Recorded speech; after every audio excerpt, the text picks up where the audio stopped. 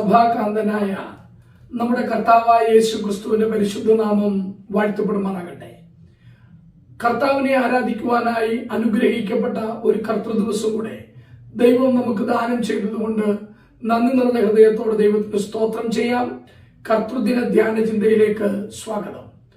നമ്മുടെ കർത്താവിനെ ആരാധിക്കുവാൻ എന്റെ ഹൃദയത്തിൽ പ്രേരണ ലഭിച്ച വേദഭാഗം യെശയ്യാ പ്രവാചകന്റെ പുസ്തകം 6:1 ഉസ്സിയാവ് മരിച്ച ആണ്ടിൽ കർത്താവ് ഉയർന്നും പൊങ്ങിയുള്ള സിംഹാസനത്തിൽ ഇരിക്കുന്നത് ഞാൻ കണ്ടു. ഈ വേദഭാഗത്ത് രണ്ടു വിധത്തിലുള്ള ആരാധന നമുക്ക് കാണുവാൻ കഴിയും. ഒന്ന്, ശാപഗ്രസ്തമായ ഒരു ആരാധന. രണ്ട്, അനുഗ്രഹിക്കപ്പെട്ട ഒരു ആരാധന. നാം കഴിക്കുന്ന ആരാധന അത് ശാപഗ്രസ്തമായി തീരുന്നുവോ അതോ നമ്മുടെ ജീവിതത്തിൽ അനുഗ്രഹത്തിനും ദൈവസന്നിധിയിൽ ആനന്ദിക്കുന്നതിനും കാരണമായി തീരുന്നുവോ? ഇത് ചിന്തിക്കുവാൻ ദൈവം നമുക്ക് കൃപ നൽകട്ടെ. നാം 1 കൊരിന്ത്യർ 11 അപ്പോസ്തലനായ പൗലോസ് പറയുകയാണ് കൊരിന്ത്യരോട്, ഞാൻ നിങ്ങളെ പുകഴ്ത്തുന്നില്ല, നിങ്ങൾ കൂടി വരുന്നതിനാൽ നന്മയ്ക്കല്ല തിന്മയ്ക്കത്രേ ഇടയാകുന്നത്. അപ്പോൾ കൊരിന്തിലുള്ള വിശ്വാസികൾ കൂടി വരുന്നത് കൊണ്ട് നന്മയുണ്ടാകണമായിരുന്നു. പക്ഷേ അവർ കൂടി വരുന്നത് കൊണ്ട് ഇപ്പോൾ നന്മയല്ല തിന്മയാണ് ഉണ്ടാകുന്നത്. അതുകൊണ്ട് പൗലോസ് വീണ്ടും പറയുകയാണ്, നിങ്ങൾ ദൈവത്തിന്റെ സഭയെ തുച്ഛീകരിച്ചിരിക്കുന്നു. അപ്പോൾ ദൈവത്തിന്റെ ജനം ഒന്നിച്ചുകൂടി ദൈവത്തെ മഹത്വപ്പെടുത്തേണ്ടതിന് പകരം ദൈവത്തിന്റെ സഭയെ തുച്ഛീകരിക്കുന്ന ഒന്നായിട്ട് അത് തീർന്നു. പഴയ നിയമത്തിൽ നാം കാണുകയാണ്, യെശയ്യാ പ്രവാചകന്റെ പുസ്തകം 6 ഏകദേശം BC 740 ഉസ്സിയ രാജാവ് മരിച്ചു. ആ ആണ്ടിൽ യെശയ്യാ പ്രവാചകൻ ദൈവത്തിന്റെ ആലയത്തിലേക്ക് ചെല്ലുകയാണ്. എന്നാൽ ദൈവത്തിന്റെ ആലയത്തിൽ ചെല്ലുന്ന യെശയ്യാ പ്രവാചകൻ ശരിക്കും സ്വർഗീയമായ ആലയത്തിലേക്ക് എടുക്കപ്പെടുകയാണ്. സ്വർഗത്തിലെ ആലയത്തിന്റെ മനോഹാരിത യെശയ്യാ പ്രവാചകൻ കാണുകയാണ്. എന്നാൽ ഉസ്സിയാവ് മരിച്ച ആണ്ടിലാണ് അത് സംഭവിച്ചത്. ഉസ്സിയാവ് മരിച്ച ആണ്ടിൽ കർത്താവ് ഉയർന്നും പൊങ്ങിയുമുള്ള സിംഹാസനത്തിൽ ഇരിക്കുന്നത് ഞാൻ കണ്ടു എന്ന് യെശയ്യാവ് പറയുകയാണ്. ഉസ്സിയാവിന്റെ പ്രത്യേകത എന്താണ്? നാം 2 ദിനവൃത്താന്തം 26 16 മുതലുള്ള വാക്യത്തിൽ ഉസ്സിയാവിനെ കുറിച്ച് വായിക്കുന്നുണ്ട്. അവിടെ 2 ദിനവൃത്താന്തം 26:16 നാം വായിക്കുന്നു, എന്നാൽ അവൻ ബലവാനായപ്പോൾ അവന്റെ ഹൃദയം അവന്റെ നാശത്തിനായി നിഗളിച്ചു. അവൻ തന്റെ ദൈവമായ യഹോവയോട് കുറ്റം ചെയ്തു. ധൂപപീഠത്തിന്മേൽ ധൂപം കാട്ടുവാൻ യഹോവയുടെ ആലയത്തിൽ കടന്നു ചെന്നു.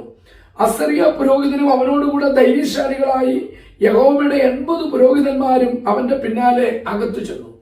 ഇവിടെ ദൈവസന്നിധിയിൽ ധൂപം കാട്ടുവാനായി കടന്നു ചെല്ലുന്ന ഉസ്സിയാവിനെ കാണുന്നുണ്ട്. ദൈവത്തിന്റെ സന്നിധിയിൽ ധൂപം കാട്ടുന്നത് എന്തുകൊണ്ടും വലിയ അനുഗ്രഹമാണ്. അത് ഒരു വലിയ ദൈവകൃപയാണ്, പ്രാഗൽഭ്യമാണ്. പക്ഷേ എല്ലാവർക്കും ദൈവസന്നിധിയിൽ ധൂപം കാട്ടുവാൻ അവകാശമില്ല. ഇവിടെ ഉസ്സിയ ഒരു രാജാവാണ്. ദൈവസന്നിധിയിൽ ധൂപം കാട്ടുവാനായിട്ട് തിരഞ്ഞെടുക്കപ്പെട്ടിരിക്കുന്നത് അഹരോന്യ പുരോഹിതന്മാരാണ്. ദൈവത്തിന്റെ നിയമം ലംഘിച്ചുകൊണ്ട് ദൈവസന്നിധിയിൽ ധൂപം കാട്ടുവാൻ വരുന്ന ഉസ്സിയാവ് ചെയ്തത് ദൈവത്തിന്റെ നിയമലംഘനമാണ്, ദൈവഹിതത്തിന് വിപരീതമാണ്, ദൈവത്തെ അപമാനിക്കുന്നതാണ്, ദൈവത്തിന്റെ ആലയത്തെ തുച്ഛീകരിക്കുന്നതാണ്. അതുകൊണ്ട് ദൈവം ആ ആരാധനയിൽ പ്രസാദിക്കുകയില്ല. അത് ശാപകരമായ ആരാധനയായി തീരുകയാണ്. അതുകൊണ്ട് അസറിയ പുരോഹിതനും ധൈര്യശാലികളായ മറ്റ് 80 പുരോഹിതന്മാരും ധൈര്യത്തോടെ ഉസ്സിയാവിന് പിന്നാലെ ചെന്ന് ഉസ്സിയാവിനെ തടയുന്നതാണ് നാം കാണുന്നത്. അതെ, ശാപഗ്രസ്തമായ ആരാധനയ്ക്ക് വേണ്ടി ദൈവസന്നിധിയിലേക്ക് വരുന്ന ഉസ്സിയാവ്. നിങ്ങളും ഞാനും പലപ്പോഴും മറന്നുപോകുന്ന ഒരു സത്യമുണ്ട്. ആരാധനയോടുള്ള ബന്ധത്തിലാണ് ദൈവത്തിന്റെ വചനത്തിൽ പലരും ശാപഗ്രസ്തരായി തീർന്നത്. കയീൻ തന്റെ സഹോദരനെ കൊന്നത് ആരാധനയോടുള്ള ബന്ധത്തിൽ സഹോദരന്റെ ആരാധന സ്വീകരിക്കപ്പെട്ടു, തന്റേത് തിരസ്കരിക്കപ്പെട്ടു എന്നുള്ളത് കൊണ്ടാണ്. പലപ്പോഴും ആരാധന നമുക്ക് തടങ്കൽ പാറയായി മാറുവാൻ സാധ്യതയുണ്ട്. പിശാച് നമ്മളെ ചതിക്കുവാൻ ഒരു മുഖാന്തരമാക്കി അതിനെ തീർക്കുവാൻ സാധ്യതയുണ്ട്. അതുകൊണ്ട് വിശുദ്ധ ആരാധന കഴിക്കുന്നവരായി നാം തീരണം. ആരാധനയിൽ മത്സരം പാടില്ല. കോരഹപുത്രന്മാർ അത് നമ്മളോട് പറയുകയാണ്. അവരുടെ പിതാവും കോരഹ ദാദാൻ അബീറാം ഇവരെല്ലാവരും ദൈവത്തോട് മത്സരിച്ചു, ആരാധനയിൽ മത്സരം നടത്തി. അതുകൊണ്ട് അതവർക്ക് ശാപമായിട്ട് തീർന്നു എന്ന് നമുക്ക് കാണുവാൻ കഴിയും. നാം ഇവിടെ ഉസ്സിയ രാജാവ് ദൈവസന്നിധിയിൽ ധൂപം കാട്ടുവാൻ വന്നപ്പോൾ ചെയ്ത ചില തെറ്റുകൾ കാണുകയാണ്. ഏകദേശം 10 കാര്യങ്ങൾ നമുക്ക് അവിടെ കാണുവാൻ കഴിയും. 18-ാം വാക്യത്തിൽ പറയുകയാണ്, അവർ ഉസ്സിയ രാജാവിനെ തടുത്തവനോട്, ഉസ്സിയാവേ, യഹോവയ്ക്ക് ധൂപം കാട്ടുന്നത് നിനക്ക് വിഹിതമല്ല. അതെ, ഉസ്സിയ ഒരു രാജാവാണ്, പുരോഹിതനല്ല, ദൈവത്താൽ നിയോഗിക്കപ്പെട്ടവനല്ല. ദൈവം രാജകീയ പുരോഹിത വർഗമായി നമ്മളെ വിളിച്ചു വേർതിരിച്ചിരിക്കുന്നു. രക്ഷിക്കപ്പെട്ട് ദൈവമക്കളായി തീർന്നവർ മാത്രമാണ് ജീവനുള്ള സത്യദൈവത്തെ ആരാധിക്കുവാൻ അവകാശവും അർഹതയുമുള്ളത്.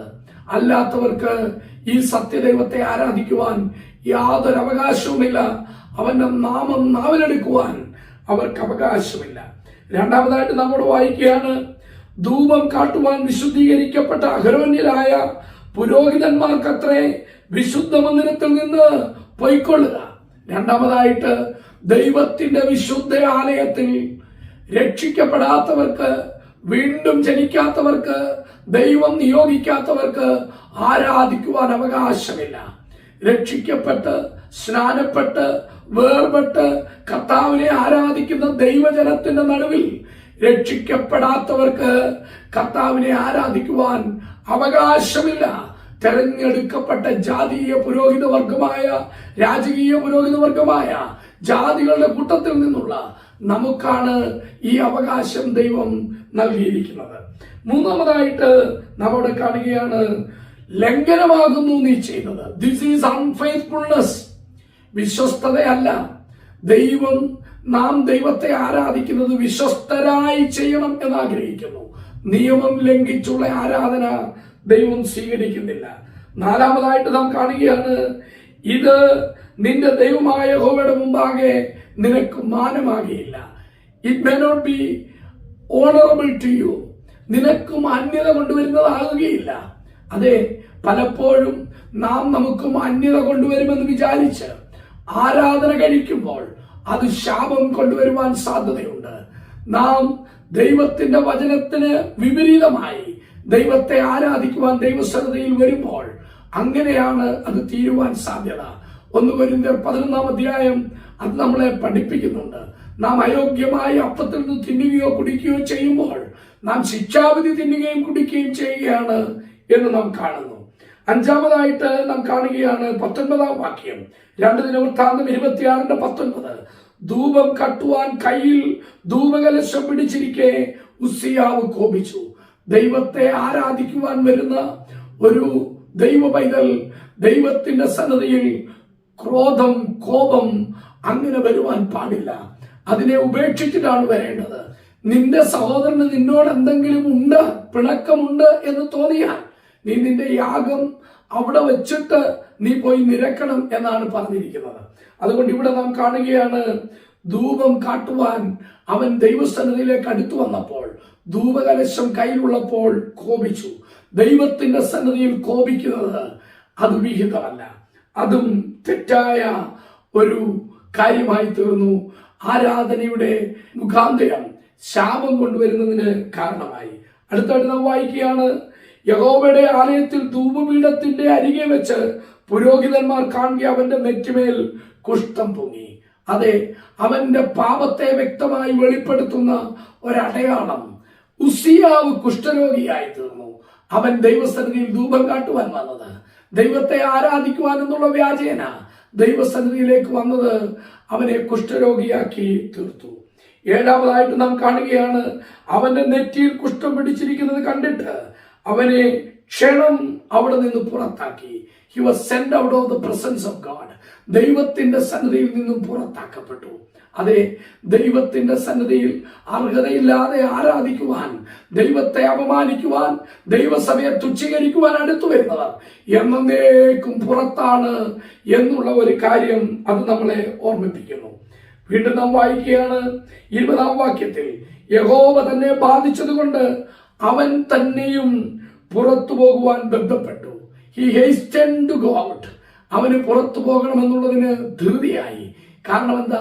രക്ഷിക്കപ്പെടാത്ത, യഥാർത്ഥമായും വീണ്ടും ജനനമില്ലാത്ത, സത്യം ഗ്രഹിക്കുവാൻ കഴിയാത്ത പാപിയായ ഒരു വ്യക്തിക്ക് വിശുദ്ധന്മാരായ ദൈവജനത്തിന്റെ നടുവിൽ സ്വസ്ഥതയോടെ ഇരുന്ന് ആരാധിക്കുവാൻ, സമാധാനമായി സന്തോഷത്തോടെ ഇരിപ്പാൻ കഴിയില്ല. അവൻ പുറത്താക്കപ്പെടും. ആ സത്യം നാം ഇവിടെ കാണുന്നു.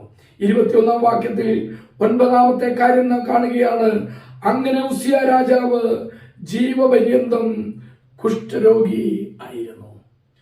ശരിക്കും എല്ലാ മഹത്വവും അണിഞ്ഞവനായി, വലിയ പ്രതാപശാലിയായി, തന്റെ രാജ്യത്തിൽ എല്ലാ വിധത്തിലുമുള്ള പുനരുദ്ധാരണ പ്രവർത്തനങ്ങൾ നടത്തി ഒരു വലിയ രാജാവായി അറിയപ്പെടേണ്ടിയിരുന്ന ഈ ഉസിയാവ് ഇത്രയധികം നേട്ടങ്ങൾ ഉണ്ടായിട്ടും ഇനിയും അറിയപ്പെടുന്നത് കുഷ്ഠരോഗിയായിട്ട് ആണ്. അവൻ ജീവപര്യന്തം കുഷ്ഠരോഗിയായിരുന്നു. ദൈവസന്നിധിയിൽ ചെല്ലുന്നത് പോകട്ടെ, ദൈവജനത്തിന്റെ നടുവിൽ ഒന്ന് നേരെ അവരെ അഭിസംബോധന ചെയ്ത് നിൽക്കുവാൻ അവന് പ്രാപ്തിയില്ലാതായി. ദൈവജനത്തിന്റെ നടുവിൽ അഭിമാനത്തോടെ നിൽക്കുവാൻ അവന് കഴിയാതെയായി. നാം അവിടെ വായിക്കുന്നത്, അവനവന്റെ ജീവിതകാലം മുഴുവൻ ആലയത്തിൽ നിന്ന് ഭ്രഷ്ടനായിരുന്നതിനാൽ അവൻ ഒരു പ്രത്യേക ശാലയിൽ കുഷ്ഠരോഗിയായി താമസിച്ചു എന്നാണ്. എന്നേക്കുമായി ദൈവത്തിന്റെ സന്നിധിയിൽ നിന്നും, ദൈവത്തിന്റെ ആലയത്തിൽ നിന്നും, ദൈവജനത്തിന്റെ സാന്നിധ്യത്തിൽ നിന്നും അകന്ന് കഴിയുവാൻ വിധിക്കപ്പെട്ട ഉസിയാവ്. വീണ്ടും നാം വായിക്കുകയാണ് 10-ാമതായിട്ട്, അവന്റെ മരണം വരെയും അവൻ കുഷ്ഠരോഗിയായി വസിച്ചു. അപ്പോൾ അവൻ മരിച്ചത് കുഷ്ഠരോഗിയായിട്ടാണ്.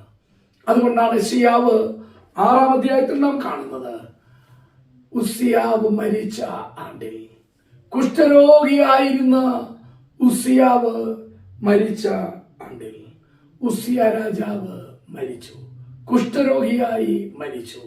ദൈവത്തിന്റെ സന്നിധിയിലേക്ക് ധൂപം കാട്ടുവാൻ ചെന്നവൻ ശാപഗ്രസ്തനായി മരിച്ചു. എന്നാൽ ശാപത്തിന്റെ ഒരു ആരാധനയായി ഈ ഉസിയ രാജാവിന്റെ ജീവിതം തീർന്നെങ്കിൽ, യെശയ്യാവിന്റെ ജീവിതം ഒരു അനുഗ്രഹത്തിന്റെ ആരാധനയായി തീരുകയാണ്.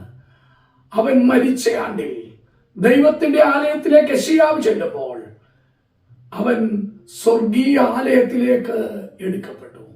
വിശുദ്ധിയോടെ ദൈവത്തെ ആരാധിക്കുവാൻ നാം കടന്നു വരേണ്ടതായിട്ടുണ്ട്. അവിടെ യെശയ്യാവ് ദൈവത്തിന്റെ ആലയത്തിലേക്ക് ചെന്നിട്ട് സ്വർഗീയമായ ആലയത്തിന്റെ മഹത്വം കാണുകയാണ്. He was connected with the heavenly temple while he was in the earth temple.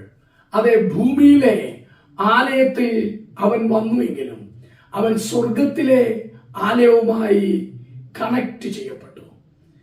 ഇന്ന് പകലിൽ നാം കർത്താവിനെ ആരാധിക്കുമ്പോൾ, നാം ഭൂമിയിലെ ദൈവത്തിന്റെ സഭയാകുന്ന ആലയത്തിൽ ദൈവത്തിന്റെ ജനം ഒന്നിച്ച് ആരാധിക്കുമ്പോൾ നമുക്ക് സ്വർഗവുമായിട്ടൊരു ബന്ധം വേണം.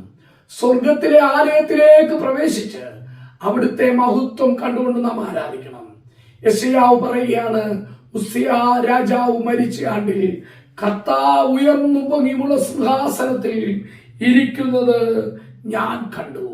ഇന്ന് പകലിൽ സ്വർഗീയമായ ദർശനത്തോടെ ദൈവത്തെ ആരാധിക്കുവാൻ ദൈവം നമുക്ക് കൃപ തരട്ടെ. അതെ, സത്യ ആരാധനയിലെ right worship is taken from the earthly temple, earthly assembly hall, earthly church to the heavenly temple. സ്വർഗീയമായ ആലയത്തിലേക്ക് നമ്മൾ എടുക്കപ്പെടുന്ന ഒരനുഭവമാണ് ശരിയായ ആരാധന. രണ്ടാമതായിട്ട് നമുക്ക് കാണുവാൻ കഴിയുന്നത്, അവിടെ 5-ാം വാക്യത്തിൽ നാം വായിക്കുന്നു, അപ്പോൾ എനിക്ക് അയ്യോ കഷ്ടം, ഞാൻ നശിച്ചു, ഞാൻ ശുദ്ധിയില്ലാത്ത ആദരങ്ങളുള്ള ഒരു മനുഷ്യൻ.